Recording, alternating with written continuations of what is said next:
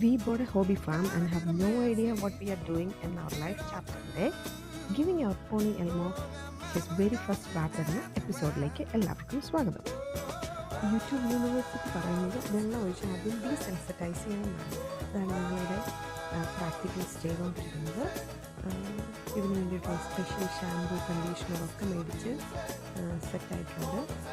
Shampoo കണ്ടീഷണറൊക്കെ സാധാരണ നമ്മൾ ഹ്യൂമൻസിന് use ചെയ്യുന്ന പോലെ ആദ്യം ഷാമ്പൂ ഇടുന്നു, വാഷ് ചെയ്ത് കളയുന്നു, പിന്നെ കണ്ടീഷണർ എടുത്ത് അവൻ്റെ ഹെയറൊക്കെ ഡീറ്റാങ്കിൾ ചെയ്യുന്നു, അത് കുറച്ച് നേരം ലീവ് ചെയ്തിട്ട് വാഷ് ചെയ്ത് കളയുന്നു. ഹോൾട്ടറിൻ്റെ രണ്ട് സൈഡും കെട്ടിയിട്ടുള്ളത് കൊണ്ട് ഞാൻ ധൈര്യം സംഭരിച്ച് കുരുപ്പിനെ വളഞ്ഞു പിടിച്ച് കുളിപ്പിച്ചുകൊണ്ടിരിക്കുക. മൊത്തത്തിൽ ഈ ഒരു പ്രോസസ്സ് 1.5 മണിക്കൂർ എടുത്തു. ഞാൻ പിള്ളേരെ പോലും ഇത്ര ലെങ്തി ആയിട്ട് കുളിപ്പിച്ചിട്ടുണ്ടോ എന്ന് എനിക്കറിയത്തില്ല.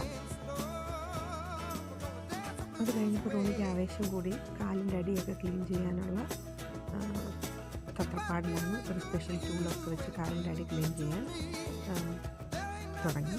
തൊഴി കിട്ടാനുള്ള എല്ലാ സാധ്യതയും മുന്നിൽ കണ്ടുകൊണ്ട് ഞാൻ ഹോൾട്ടറിൻ്റെ അപ്പുറത്തോട്ട് മാറി നിന്ന് വെള്ളം ഒഴിച്ചു കൊടുക്കാൻ തുടങ്ങി. പക്ഷേ അത്ഭുതകരമെന്ന രീതിയിൽ റോണി രക്ഷപ്പെട്ട് തൊഴി കിട്ടിയില്ല.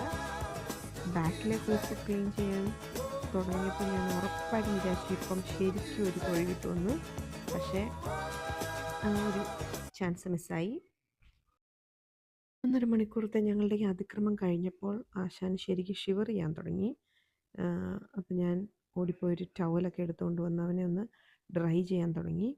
വല്ലോ ഹൈപ്പോതെർമിക് ഷോക്ക് ആയാലോ എന്ന് ഓർത്തു. പക്ഷെ ഡ്രൈ ചെയ്ത് കഴിഞ്ഞപ്പോൾ പുള്ളിക്കാരൻ ഓക്കെ ആയി. കുളിപ്പിച്ച് കൊച്ചില്ലാണ്ടായി എന്ന് പറയുന്നത് ഇതായിരിക്കുമല്ലേ. അങ്ങനെ 1.5 മണിക്കൂറത്തെ ഞങ്ങളുടെ പരിശ്രമത്തിൻ്റെ ഫലമായി ആശാൻ ഒരു സുന്ദരക്കുട്ടപ്പനായി. ഇത് കഴിഞ്ഞപ്പോൾ എനിക്ക് ആവേശകുമാർ കയറി. ഞാൻ അവൻ്റെ ഹെയർ ട്രിം ചെയ്യാനായിട്ട് നോക്കുവാണ്. എല്ലാം ഒന്ന് ലെവലാക്കി ട്രിം ചെയ്യാമെന്ന് വിചാരിച്ചു. ഈ ഒരു ടൂൾ എങ്ങനെ യൂസ് ചെയ്യാം എന്നുള്ളതിൻ്റെ എൻ്റെ ഷോയാണ് ഇവിടെ നടക്കുന്നത്. ആ ഷോയ്ക്ക് ശേഷം ഞങ്ങൾ അവനെ ഹെയറൊക്കെ ട്രിം ചെയ്ത് എല്ലാം ലെവലാക്കി പയ്യെ പുറത്തിറക്കി. ആശാനിപ്പോൾ നന്നായിട്ട് വിശക്കുന്നുണ്ടായിരിക്കും. അപ്പം നേരെ അവനെ ഒന്ന് ഗ്രാസ് ഫീഡ് ചെയ്യാൻ വേണ്ടിയിട്ട് പുറത്തോട്ട് ഇറക്കുവാണ്. എൽമോ അടിപൊളിയായിട്ട് ട്രാൻസ്ഫോം ആയി. നല്ല ക്ലീൻ ബോഡി, നല്ല ക്ലീൻ ഹെയർ, നല്ല അടിപൊളി ഷൈനി ബോഡിയായി. ഒരു പട്ടിയെ കാണുമ്പോൾ പോലും പേടിച്ചോടിക്കൊണ്ടിരുന്ന ഞാൻ ഇതൊക്കെ ചെയ്യാൻ പറ്റുന്നുണ്ടല്ലോ എന്ന് ഓർക്കുമ്പോൾ ഒരു സന്തോഷം അതാണല്ലോ അല്ലേ എല്ലാം. അപ്പോൾ വീണ്ടും ഒരു കഥയുമായിട്ട് പിന്നെ കാണാം. അതുവരെ ബൈ ബൈ, ടേക്ക് കെയർ.